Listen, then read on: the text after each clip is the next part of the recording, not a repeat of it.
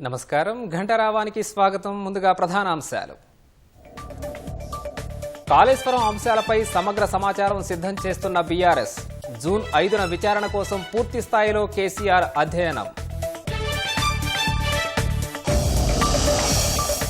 వేములవాడలో కొనసాగుతున్న కోడెల మృత్యుఘోష. తిప్పాపూర్ గోశాలలో నిన్న 8, ఇవాళ 5 కోడెలు మృతి.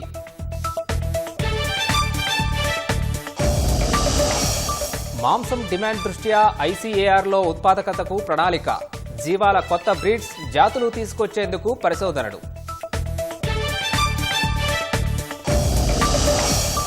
అతివేగంతో రోడ్డుపై పల్టీలు కొట్టిన కారు. యూపీలో ఘటన, 5గురు దుర్మరణం.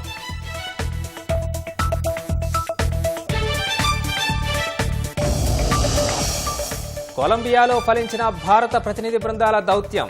పాకిస్తాన్లో మృతులకు సంతాపం తెలిపే ప్రకటన, ఉపసంహరణ.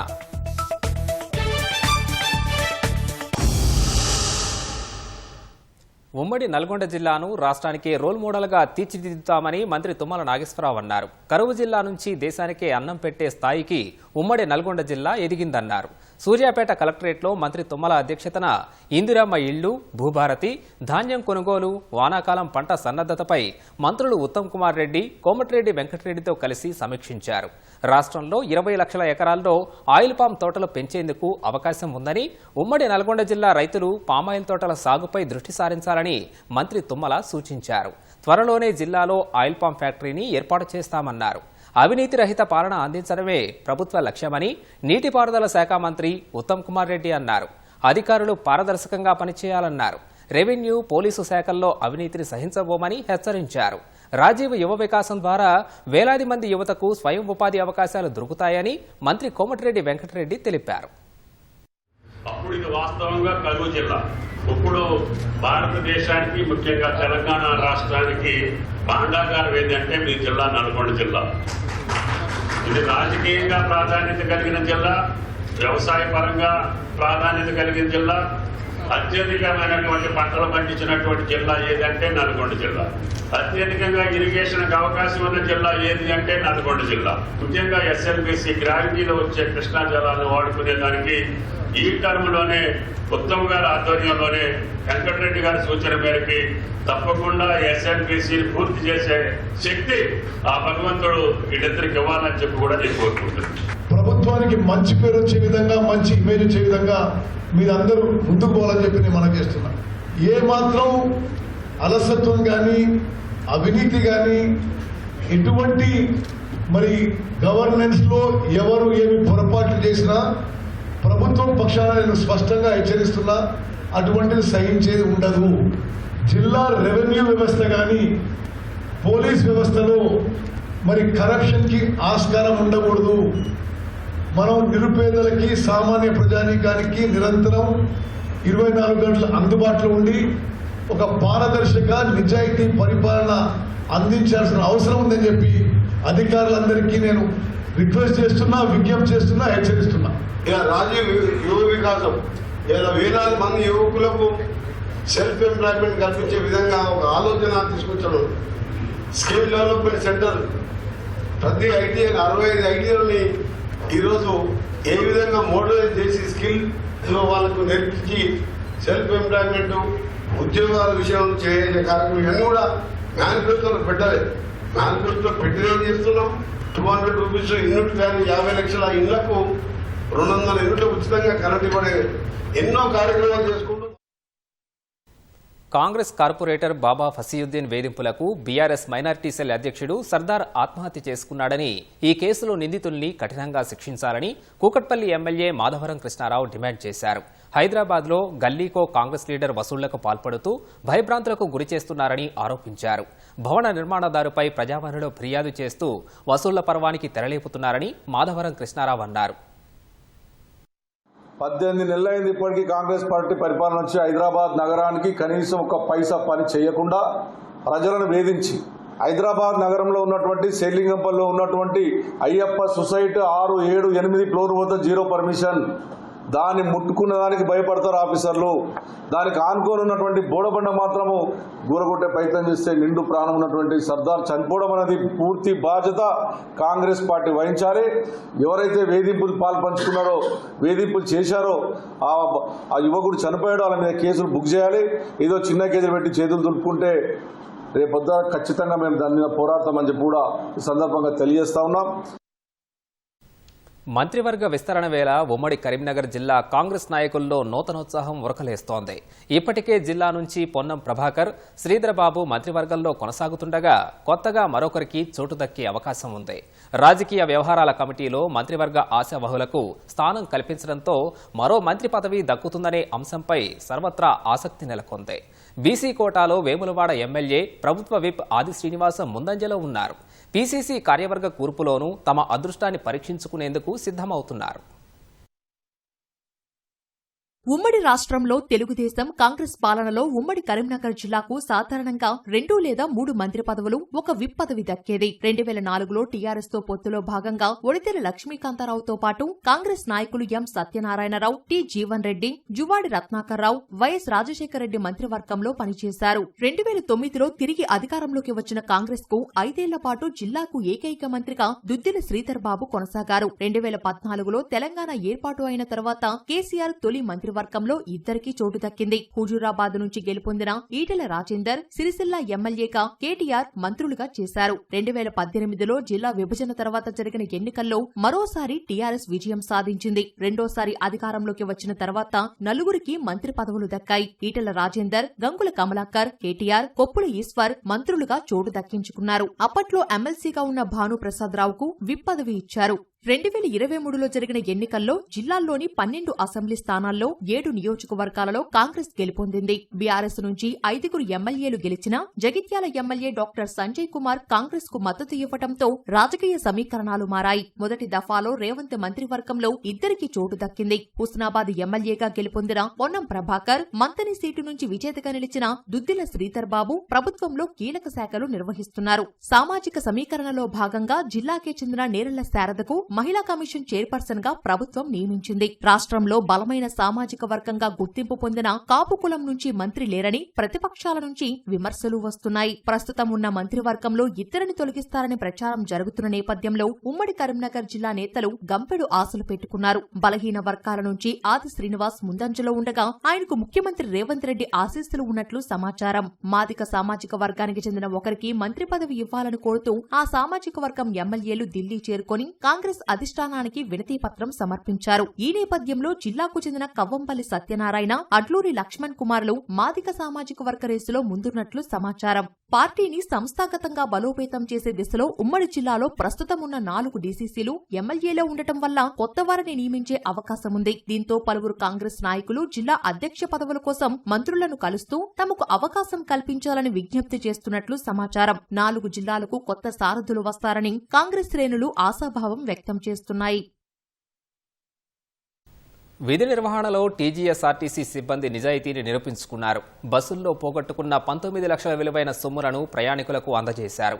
ఈ నెల 25న సూర్యాపేట హైదరాబాద్ మార్గంలో వెళ్తున్న బస్సులో ఓ ప్రయాణికురాలు బ్యాగ్ మర్చిపోయారు. కండక్టర్ అంజయ్య, డ్రైవర్ యాకూబ్ పాషా గుర్తించి అందులో 6 లక్షల విలువైన బంగారు ఆభరణాలు, మొబైల్ ఫోన్లు చూసి వెంటనే సూర్యాపేట డిపోలో అప్పగించారు. మరో ఘటనలో హైదరాబాద్ ఎయిర్పోర్టు బస్సులో ఓ ప్రయాణికురాలు 8 లక్షల విలువైన బంగారు ఆభరణాలతో ఉన్న బ్యాగ్ను మర్చిపోయారు. ఈ నెల 15న బస్సు ఎయిర్పోర్ట్ నుంచి లింగంపల్లికి వెస్తుండగా బ్యాగ్ను గుర్తించిన డ్రైవర్ ముబిన్ మియాపూర్ 2 డిపోలో అందజేశారు. మరొక ఎయిర్పోర్ట్ బస్సులో శిల్పారామం వద్ద ఓ ప్రయాణికుడు బ్యాగ్ను మర్చిపోయారు. అందులో 3,50,000, 2 బంగారు గాజులు, ఒక ల్యాప్టాప్, మొత్తం 5 లక్షల విలువైన వస్తువులు డ్రైవర్ రమేష్ గుర్తించారు.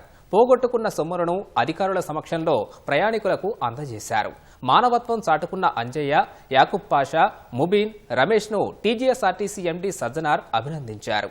వారందరినీ హైదరాబాద్ బస్ భవన్లో ఉన్నతాధికారులతో కలిసి సన్మానించారు. హైదరాబాద్ ఉప్పల్లో విజయపురి కాలనీలోని ఓ గాజుల దుకాణంలో 2 కిలాడీ లేడీలు మెడలోని 3.5 తులాల బంగారు గొలుసు లాక్కొని పారిపోయారు. కొనుగోలు చేస్తున్నట్లు నటించి దుకాణం యజమానురాలిని మాటల్లో పెట్టారు. ఆమె ముఖం మీద మత్తుమందు స్ప్రే చేసి 3.5 తులాల బంగారు గొలుసు లాక్కొని పారిపోయారు. కొద్దిసేపటి తర్వాత స్పృహలోకి వచ్చిన బాధితురాలు పోలీస్ స్టేషన్లో ఫిర్యాదు చేసింది. కేసు నమోదు చేసుకుని దర్యాప్తు చేస్తున్నారు.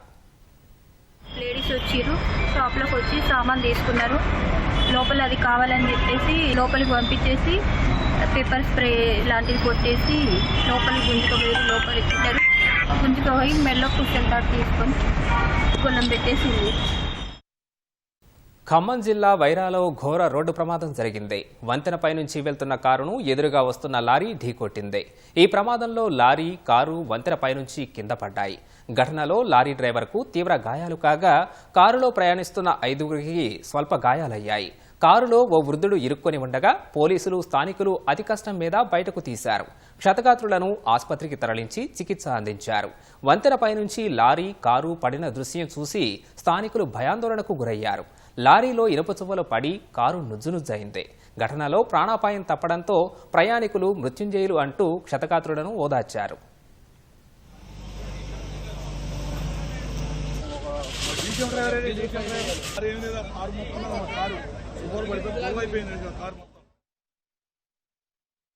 భవిష్యత్తులో హైదరాబాద్ నగరం డిఫెన్స్ ప్రొడక్షన్ హబ్గా మారుతుందని డిఫెన్స్ ప్రొడక్షన్ కార్యదర్శి సంజీవ్ కుమార్ అన్నారు.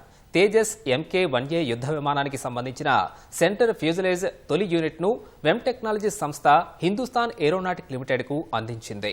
ఈ కార్యక్రమానికి డిఫెన్స్ ప్రొడక్షన్ కార్యదర్శితో పాటు Hindustan aeronautic limited CMD DK Sunil, సంస్థ chairman Venkatraju, air quality assurance Sanjay Chawla తదితరులు హాజరయ్యారు.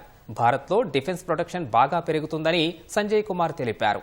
ఆత్మనిర్భర భారత్ కింద ప్రైవేటు భాగస్వామ్యం పెరుగుతోందని వివరించారు. వెమ్ లాంటి ప్రైవేటు భాగస్వామ్యం తమ సంస్థకు చాలా అవసరమని హాల్ CMD DK సునీల్ అన్నారు. So this is extremely heartening for us. HAL is looking for more and more support from the private industry. As you know, we are working with multiple industries. It is effectively, I was telling Secretary DP, that it's effectively an extra line for us. In addition to what we have in-house, the private sector will be an additional line that will really buttress our capabilities and see that is delivered on time, the aircraft are delivered. It was already a name to reckon with in the missile and missile technologies. So I must thank Dr. Sunil and Dr. Raju for giving me this opportunity, for being here. And it also gives me, in fact, if we see that defense production in India is growing at a very significant CAGR, and from one side it is clear that the impetus is coming from the policy of government, that is Atmanirbhar. వెమ్ technologies లో ఈ centre ఫ్యూజ్లాస్ for Tejas అన్నది fabricate చేసి the first part of our production unit fabricate చేసి HALకి ఇవ్వటం జరిగింది. ఇది defence secretary production గారి సమక్షంలో వెమ్ నుంచి HAL CMD గారికి అందజేయటం జరిగింది. మన దేశానికి, మన రాష్ట్రానికి, వెమ్కి, HALకి ఒక గొప్ప మైలురాయి. పెరుగుతున్న జనాభా నేపథ్యంలో ఆహారపు అలవాట్లు, అభిరుచులు మారిపోతున్నాయి. ప్రతి ఒక్కరూ ప్రోటీన్ ఫుడ్ కోసం ఆసక్తి చూపుతున్న వేళ మాంసం వినియోగం పట్ల మొగ్గు చూపుతున్నారు. హైదరాబాద్లో ICAR జాతీయ మాంసం పరిశోధనా సంస్థ ఆధ్వర్యంలో వ్యవస్థీకృత గొర్రెలు, మేకల మాంసం ఉత్పత్తుల విలువ గొలుసు శాస్త్రీయ విధానంపై జాతీయ సదస్సు జరిగింది.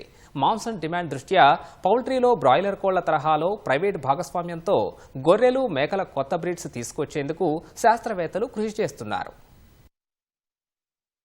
దేశంలో వాతావరణ మార్పులు, పెరుగుతున్న జనాభా అవసరాలు తీర్చేందుకు మాంసం ఉత్పత్తిలో సాధికారత సాధించడంపై కేంద్ర, రాష్ట్రాలు ప్రత్యేక దృష్టి సారించాయి. మాంసం, గుడ్ల వినియోగం గణనీయంగా పెరుగుతోంది. తెలుగు రాష్ట్రాల్లో అతిపెద్ద మార్కెట్ కావడంతో వ్యవసాయ అనుబంధ పౌల్ట్రీ పరిశ్రమ తరహాలో ఇప్పటికే పలు కంపెనీలు గొర్రెలు, మేకల పెంపకం, మాంసం ఉత్పత్తి, ప్రాసెసింగ్, మార్కెట్పై దృష్టి కేంద్రీకరించాయి. ప్రత్యేకించి తెలంగాణలో జీవాలు సంఖ్య తగ్గిపోతుండడం, మాంసం కోసం ఇతర రాష్ట్రాలపై ఆధారపడాల్సిన పరిస్థితుల నేపథ్యంలో ఐసీఏఆర్ జాతీయ మాంసం పరిశోధనా సంస్థ ఎన్ఎంఆర్ఐ నడుం బిగించింది. హైదరాబాద్ శివారు చెంగిచెర్లలోని ఆ సంస్థలో వ్యవస్థీకృత గొర్రెలు, మేకల మాంసం ఉత్పత్తుల విలువ, గొలుసు, శాస్త్రీయ విధానంపై జరిగిన జాతీయ సదస్సుకు కేంద్ర పశుసంవర్ధక శాఖ సంయుక్త సంచాలకులు డాక్టర్ ఎస్కే దత్తా ముఖ్య అతిథిగా హాజరయ్యారు. తొలిసారిగా పెంపకందారులు, రైతులు, ప్రాసెసింగ్ కంపెనీల ప్రతినిధులు, ట్రేడర్లను ఒక గొడుగు కిందకు తీసుకొచ్చి ఈ రంగంలో సమస్యలు, సవాళ్లు పరిష్కరించేందుకు ఇది వేదికైంది.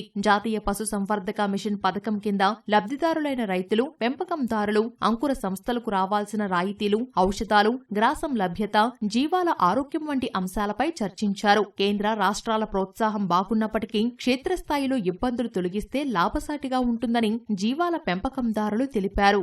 యాక్చువల్గా చూసినట్లయితే ఇప్పటివరకు ప్రభుత్వ పరంగా ఈ ఎన్ఎంఎల్ స్కీమ్లో కొంత జాప్యం ఉన్నప్పటికీ రాబోయే రోజుల్లో దీన్ని పెంచుకునే అవకాశం మనకు ఉంది. కాబట్టి తప్పకుండా ఇలాంటి అవేర్నెస్ ప్రోగ్రామ్స్ కండక్ట్ చేయడం వల్ల ఇటు రైతులకు ప్లస్ అలాగే ఇటు ప్రొడక్ట్ కూడా పెరిగే అవకాశం కూడా తప్పకుండా ఉంటుందని చెప్పి తెలియజేస్తున్నాం. ఆంధ్రాకి వెళ్ళి ఒంగోలు వెళ్ళి మీరు తీసుకొచ్చుకోండి గోట్స్ అంటే, వాస్తవంగా మేము ఇక్కడ చూస్తే ఇక్కడ గోటంతా అక్కడ గ్రోత్ వస్తారు, స్టాండర్డ్గా లేవు. మన దగ్గర రెసిస్టెన్స్ పవర్ తెలంగాణలో, కరీంనగర్ జిల్లాలో అండ్ జైచాల్లో రెసిస్టెన్స్ పవర్ గోటుకి ఎక్కువ ఉన్నాయి, అక్కడ ఎక్కువ లేవు.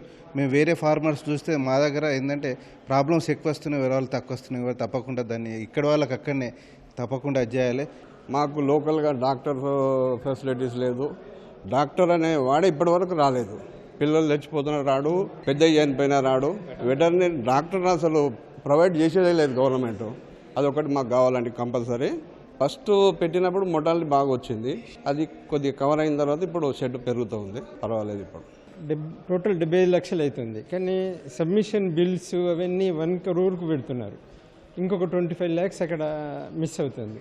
అందరు కష్టపడాల్సి వస్తుంది. ఈ లాభాలు ఇంతవరకు ఏం లేదండి. అసలు సెకండ్ సబ్మిట్ అయిన తర్వాతనే లాభాలు అనేది ఉంటాయి. దేశంలో పశుసంవర్ధక ఉత్పత్తులైన పాలు, కోళ్లు, గుడ్లు, మాంసం ఉత్పత్తి, మార్కెటింగ్ ద్వారా 14 లక్షల కోట్ల రూపాయల లావాదేవీలు సాగుతున్నాయి. 8.7 కోట్ల మందికి ఉపాధి కల్పిస్తున్న ఈ రంగం 11% కుటుంబాలకు ఆదాయ వనరు. దేశంలో సగటు మాంసం వినియోగం 7.1 కిలోలు ఉండగా తెలంగాణలో మాత్రం ఏకంగా 28 కిలోలు ఉండటం ఓ ప్రత్యేకత.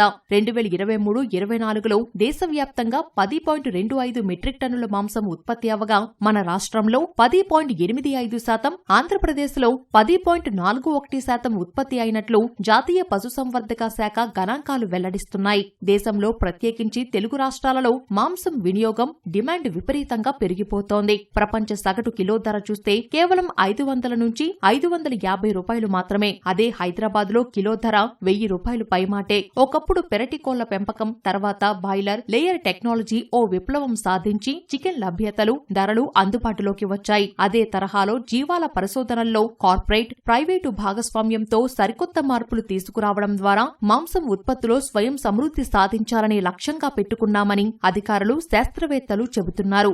దీంట్లో కూడా ఆర్టిఫిషియల్ ఇన్సెమినేషన్, మన షీప్ కూడా అలా చేసి మన బ్రీడ్ని అభివృద్ధి చేద్దామన్నారు.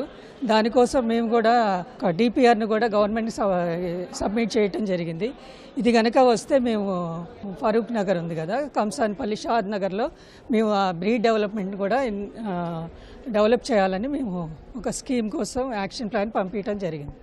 మంచి బ్రీడ్ డెవలప్మెంట్ ద్వారా మనం డెవలప్ చేస్తే మనకు కూడా మన తెలంగాణ మనం ప్రొడ్యూస్ చేసుకొని ఇతరులకు కూడా, ఇతర రాష్ట్రాలకు కూడా సప్లై చేయాలని కూడా అనుకుంటున్నాం. ఈ సమస్యను పరిష్కరించడానికే కేంద్ర ప్రభుత్వము నేషనల్ లైవ్ స్టాక్ మిషన్ అనే ఒక బృహత్తరమైనటువంటి స్కీమ్, రైతులకి 50% సబ్సిడీతో, 1 కోటి ప్రాజెక్ట్ కాస్ట్తో 50% సబ్సిడీ అంటే 50 లక్షల సబ్సిడీతో 500 గొర్రెలు, 25 పొట్టేళ్లతో రైతులు వాళ్ళే స్వయంగా ఏర్పాటు చేసుకోవడానికి ఆన్లైన్ పోర్టల్, ఎవరి మధ్యదళారుల ఇన్వాల్వ్మెంట్ లేకుండా ఆన్లైన్ పోర్టల్ క్రియేట్ చేసి రైతులే అప్లై చేసుకుని దీని ద్వారా లబ్ధి పొంది షీప్ అండ్ గోట్ సెక్టర్లో ఒక ఎంటర్ప్రెన్యూర్షిప్ డెవలప్ చేయడం అనే ఉద్దేశంతో గవర్నమెంట్ ఆఫ్ ఇండియా చాలా పెద్ద ఎత్తున ఈ స్కీమ్ డెవలప్ చేస్తూ ఉంది. తెలుగు రాష్ట్రాల్లో మాంసం ఉత్పత్తిలో స్వయం సమృద్ధి సాధించాలంటే ఉత్పత్తి, ఉత్పాదకత ఒక్కటే పరిష్కారం. ప్రమాదంలో పడకముందే మేల్కొని ఆ దిశగా పరిశోధనలు, అభివృద్ధి, ప్రైవేటు భాగస్వామ్యంతో ముందుకెళ్లేందుకు శాస్త్రీయపరమైన మార్గాలను అన్వేషించి సమగ్ర నివేదికను శాస్త్రవేత్తలు రూపొందించి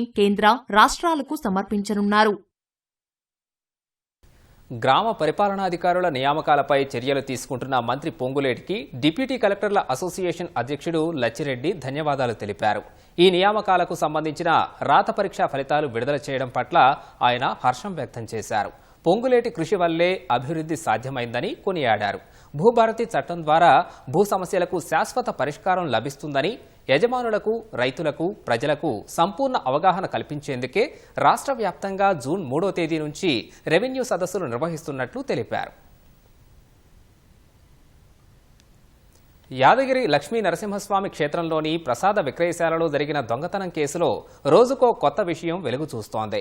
చింతపండు బస్తాలు చోరీ చేస్తూ పట్టుబడిన ఆలయ ఉద్యోగి మధును విచారించగా దొంగిలించిన సామాగ్రిని తరలించేందుకు అతడు ఓ కారును కొనుగోలు చేసినట్లు గుర్తించారు. కారు లోపల ఏం తీసుకెళ్తున్నారో బయట వాళ్లకు తెలియకుండా ఉండేందుకు అద్దాలను మార్చినట్లు నిర్ధారించారు. ఈ కేసులో పట్టుబడ్డ మధు, గణేష్ 2.5 ఏళ్లుగా ప్రసాద తయారీ కేంద్రంలో అవుట్సోర్సింగ్ సిబ్బందిగా పనిచేస్తున్నారని పోలీసులు తెలిపారు. 6 బస్తాల వరకే అందులో లోడ్ చేసుకున్నారు. ఈలోగా ఈ రెగ్యులర్గా వచ్చే పెట్రోలింగ్ జీప్ పోలీసు సైరన్ విని వాళ్ళు పైకి పారిపోతుండగా మా సెంట్రీ ఆయన అదుపులో తీసుకొని పెట్రోలింగ్ టీంను కొల్లిడి వాళ్ళందరినీ అదుపులో తీసుకొని విచారించి దొంగతనం చేస్తున్నారన్నది క్లారిటీగా నిర్ధారించిన తర్వాత టెంపుల్ అధికారులకు తెలియజేయడం మాకు తెలియజేశారు. ఆ తర్వాత పోలీసు వాళ్ళకి, లోకల్ పోలీసు వాళ్ళకి, స్థానిక పోలీసులకి హ్యాండ్ ఓవర్ చేసి ఎఫ్ఐఆర్ బుక్ చేసి హ్యాండ్ ఓవర్ చేసింది. తదుపరి విచారణ జరుగుతుంది. ఉత్తరప్రదేశ్ హర్దోయ్ జిల్లాలో ఓ కారు అదుపు తప్పి బోల్తా పడింది. ఈ దుర్ఘటనలో 6 ఏళ్ల చిన్నారి సహా 5గురు దుర్మరణం పాలయ్యారు. ఓ వివాహ వేడుకకు హాజరై తిరిగి ఇంటికి వెళ్తున్న సమయంలో ఈ ప్రమాదం జరిగింది. ప్రయాణిస్తున్న కారుకు రహదారిపై ఉన్న గుంత అడ్డు తగిలి అదుపు తప్పింది. అతివేగం కారణంగా అది పల్టీలు కొట్టి బోల్తా పడింది. ఘటనా సమయంలో కారులో పరిమితికి మించి సుమారు 11 మంది ప్రయాణిస్తున్నట్లు ప్రత్యక్ష సాక్షులు తెలిపారు. ప్రపంచంలోనే అద్భుత కట్టడాల్లో ఒకటైన తాజ్మహల్కు ఇటీవల బాంబు బెదిరింపుల నేపథ్యంలో యూపీ ప్రభుత్వం యాంటీ డ్రోన్ వ్యవస్థను ఏర్పాటు చేసింది. తాజ్మహల్కు గగనతల ముప్పును ధీటుగా ఎదుర్కొనేందుకు ఈ వ్యవస్థ దోహదపడనుంది.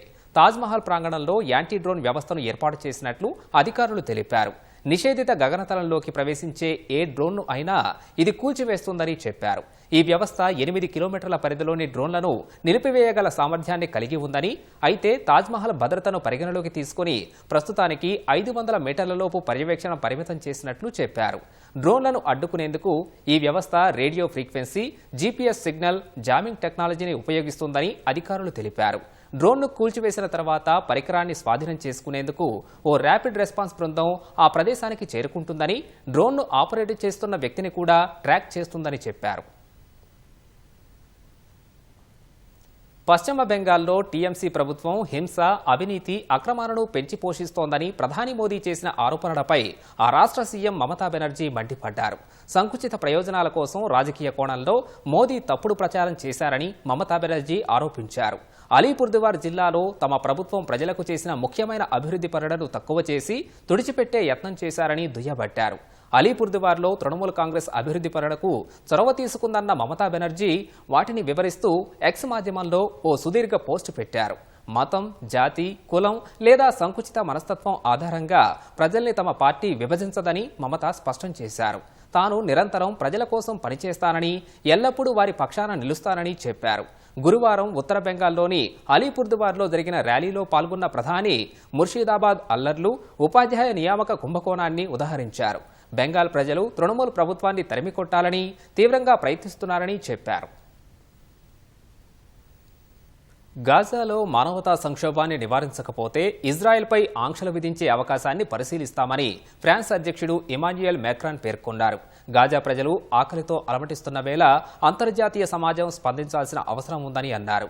పాలస్తీనా దేశాన్ని గుర్తించడం అత్యంత కీలకమని ఫ్రాన్స్ అధ్యక్షుడు తెలిపారు. ఇది నైతిక బాధ్యత మాత్రమే కాదని, రాజకీయంగానూ తప్పనిసరి అని పేర్కొన్నారు. ప్రస్తుత పరిస్థితుల్లో గాజాను ఒంటరి చేస్తే ఇజ్రాయెల్కు అపరిమిత స్వేచ్ఛ లభించినట్లే అవుతుందన్నారు. జర్మనీ కూడా ఇజ్రాయెల్ను హెచ్చరించింది. గాజాలో మానవీయ పరిస్థితులను అధ్యయనం చేసిన తర్వాత ఇజ్రాయెల్కు కొత్త ఆయుధాలు సరఫరా చేయాలా లేదా అన్న విషయంలో నిర్ణయం తీసుకుంటామని జర్మనీ తెలిపింది. కొలంబియాలో భారత పార్లమెంటరీ అఖిలపక్ష ప్రతినిధి బృందాల దౌత్యం ఫలించింది. పాకిస్తాన్ భూభాగంపై భారత్ దాడుల్లో చనిపోయిన వారికి సంతాపం తెలుపుతూ విడుదల చేసిన ప్రకటనను కొలంబియా ఉపసంహరించుకుంది. కాంగ్రెస్ నేత శశి థరూర్ అందజేసిన ఆపరేషన్ సింధూర్ పూర్తి వివరాలను ఆ దేశం పరిగణలోకి తీసుకుంది. ఈ సందర్భంగా మాట్లాడిన కొలంబియా విదేశాంగ మంత్రి ఎలాండ్ తమ ప్రకటనను వెనక్కి తీసుకుంటున్నట్లు తెలిపారు. కశ్మీర్లో ఏం జరిగిందనేది పూర్తిగా తెలుసుకున్నామన్న ఎలాండ్ దాడులకు దారితీసిన పరిస్థితిపై అవగాహన వచ్చిందని పేర్కొన్నారు. ఈ ప్రకటన అనంతరం థరూర్ కొలంబియా ప్రభుత్వానికి కృతజ్ఞతలు తెలిపారు. ఉగ్రవాదంపై తమ వైఖరిని కొలంబియా పూర్తిగా తెలుసుకున్నారని థరూర్ తెలియజేశారు. అమెరికా అధ్యక్ష సలహాదారుగా వైదొలుగుతున్నట్లు ప్రకటించిన ఎలన్ మస్క్కు అధ్యక్షుడు డొనాల్డ్ ట్రంప్ వీడ్కోలు పలికారు. మే 30న డోజ్ విభాగాధిపతిగా తన పదవికి చివరి రోజు కావడంతో అధ్యక్షుడు ట్రంప్ కార్యాలయానికి ఎలన్ మస్క్ వెళ్లారు. ఈ సందర్భంగా డోజ్కు సేవలందించినందుకు గాను మస్క్కు బంగారు రంగుతో కూడిన తాళం చెవిని ట్రంప్ అందించారు. ప్రత్యేకమైన వ్యక్తులకే ఈ బహుమతి ఇస్తానని ట్రంప్ తెలిపారు. ఇది దేశం తరపున అందిస్తున్నట్టు పేర్కొన్నారు. అప్పగించిన బాధ్యతల్ని మస్క్ అవిశ్రాంతంగా నిర్వహించారని ట్రంప్ ప్రశంసించారు. ప్రపంచంలోనే మస్క్ ఒక గొప్ప వ్యాపారవేత్త, ఆవిష్కర్త అని కొనియాడారు. అనంతరం మాట్లాడిన మస్క్ ఇప్పటి నుంచి తన వ్యాపారాలపై మరింత దృష్టి పెడతారని చెప్పారు. అధ్యక్షుడు ట్రంప్ కోరితే అవసరమైన సమయంలో తన సహాయం అందిస్తామన్నారు. డోజ్కు ఇది ముగింపు కాదని, ప్రాజెక్టు ఇప్పుడే ప్రారంభమైందన్నారు. $1 ట్రిలియన్ వృధాను ఇది అరికడుతుందన్నారు. ఈ సందర్భంగా మస్క్ కంటి దగ్గర గాయమై కమిలిపోయినట్లు కనిపించింది. అనంతరం దానిపై స్పష్టత ఇచ్చిన మస్క్ తన 5 ఏళ్ల కుమారుడితో ఆడుకుంటుండగా అది జరిగిందని చెప్పారు.